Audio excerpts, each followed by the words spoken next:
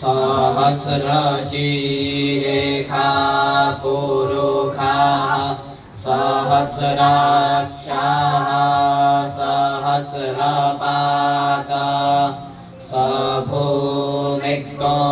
सर्वतस्पृतवात्यतिष्ठद्दशाङ्गुलम्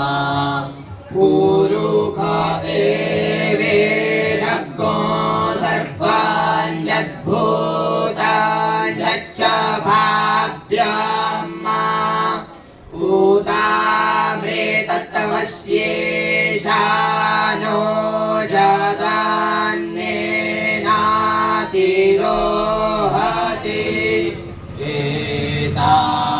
एतावानस्य महिमा तोज्यायाश्च पुरुखाः पादोऽस्य विश्वभूतानि त्रिपादस्यामृतान् दिवि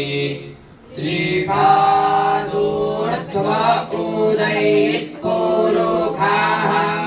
पादोऽस्येह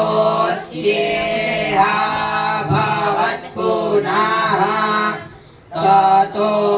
विखवां व्यक्रामत्साशनाशने अभि ततो